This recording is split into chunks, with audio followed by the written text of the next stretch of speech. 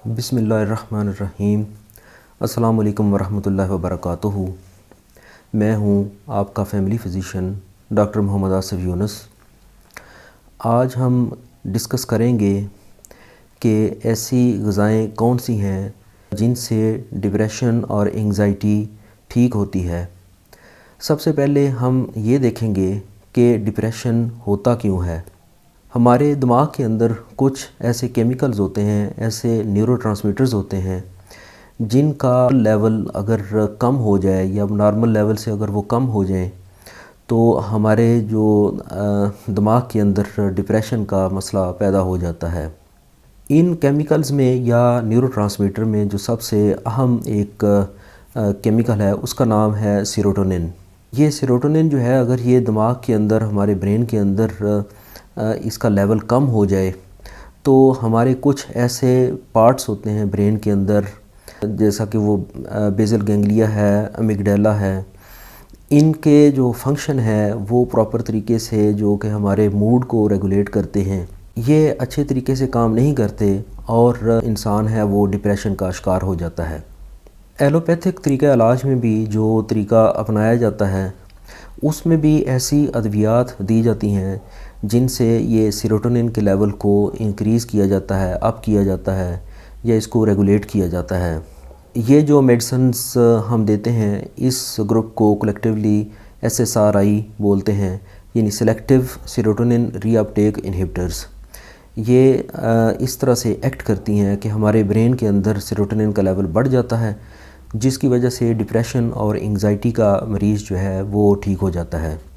Normally हमारे जिस्म के अंदर सेरोटोनिन बनता है, ख़ास तौर पर इसकी जो ज़्यादा मकदार है वो हमारी अंतड़ियों के अंदर बनती है, लेकिन कुछ सेरोटोनिन हमारे ब्रेन के अंदर ब्रेन सेल्स भी बनाते हैं। सेरोटोनिन की प्रोडक्शन के लिए जिस चीज़ की सबसे ज़्यादा ज़रूरत होती है वो एक अमीनो एसिड है जिसको ट्रिप्टोफैन बोलते हैं। इस वीडियो में हम डिस्कस करेंगे कि वो कौन सी ऐसी ग़िज़ाएँ हैं जिनमें ये अमीनो एसिड वाफ़र मकदार में पाया जाता है, यानी ये जो ट्रिप्टोफैन है ये ऐसी ग़िज़ाएँ जिनमें वाफ़र होता है ताकि वो हमारा जिस्म इसको कन्वर्ट करके सेरोटोनिन बनाए और हमारे जो डिप्रेशन का मसला है वो हल हो सके।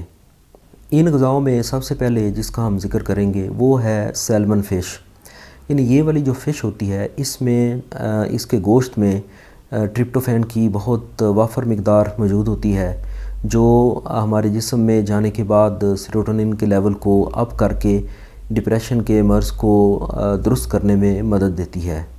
इसके अलावा एग्ज़ हैं यानी अंडे, ये एक मुकम्मल ग़िज़ा है। इसमें और बहुत सारे ऐसे इंग्रेडिएंट्स भी होते हैं, ऐसी प्रोटीन्स भी होती हैं जो हमारे ब्रेन के अंदर जो और तरह के केमिकल्स हैं उनको भी अप करती है, लेकिन साथ ही साथ ये हमारे ब्रेन के जो हैप्पी हार्मोन्स हैं ख़ास तौर पर सेरोटोनिन को बढ़ाने में बहुत मदद देता है।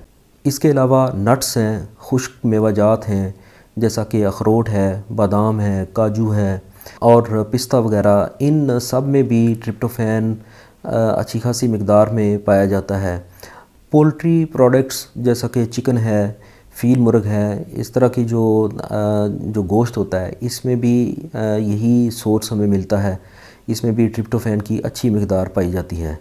सोयाबीन्स या जो सोया सीड्स होते हैं इनमें ये ऑयली भी होते हैं, इनका हम ऑयल भी इस्तेमाल करते हैं और ये अच्छी खासी प्रोटीनेशियस भी होती है। इसके अंदर ऐसी प्रोटीन्स जिसमें ये जो एलिमेंट है ट्रिप्टोफैन ये भी अच्छी खासी मकदार में पाया जाता है। तो अगर हम ऐसी ग़िज़ाएँ इस्तेमाल करते हैं जो सोयाबीन से या सोया सीड से जो बनी होती हैं तो वो हमारे इस मसले को हल करने में जो है वो बहुत ज़बरदस्त उसका रोल है।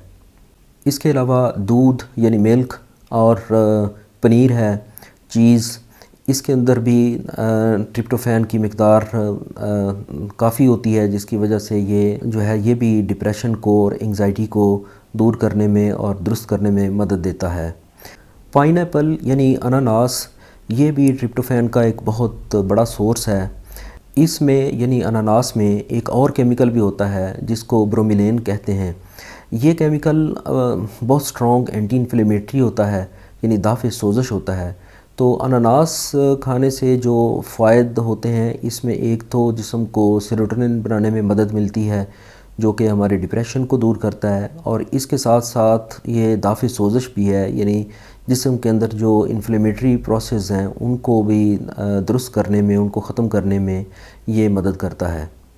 एक और नुक्ता जो क्लियर करना ज़रूरी है कि ये जो ट्रिप्टोफैन रिच फूड्स हैं, यानी ऐसी ग़िज़ाएँ जिनके अंदर ट्रिप्टोफैन ज़्यादा होता है, जो हमारे सेरोटोनिन के लेवल को बढ़ाती हैं, इनके साथ कुछ मिक़दार यानी कार्बोहाइड्रेट्स की, यानी नशास्तदार ग़िज़ाओं की खाना भी ज़रूरी होता है। चूँकि ट्रिप्टोफैन को दिमाग के अंदर, यानी खून से दिमाग के अंदर मुंतकिल करने के लिए कार्बोहाइड्रेट्स की थोड़ी सी मिक़दार ज़रूरी होती है। कार्बोहाइड्रेट्स में जो चीज़ें शामिल हैं उसमें गंदम और गंदम से बनी हुई चीज़ें, मैदे से बनी हुई चीज़ें, और चावल वगैरह, और यानी मीठा, यानी शक्कर वगैरह, ये चीज़ें कार्बोहाइड्रेट्स के में शामिल हैं। तो ये कुछ ऐसी ग़िज़ाएँ हैं जिनको हम अगर प्रॉपरली इस्तेमाल करें अपनी रोज़मर्रा की रूटीन में, इनको भी अपनी ग़िज़ा के अंदर शामिल रखें, तो हम बग़ैर अद्वियात के हम अपने डिप्रेशन के मर्ज़ के ऊपर काबू पा सकते हैं। उम्मीद है कि आपको ये वीडियो पसंद आई होगी। मेरे चैनल को सब्सक्राइब करें और साथ अपीयर होने वाले बेल आइकॉन को ज़रूर प्रेस करें, ताकि आपको हर नई आने वाली वीडियो का नोटिफिकेशन मिल सके। चैनल को लाइक करें, शेयर करें। इजाज़त दीजिए। अल्लाह हाफ़िज़।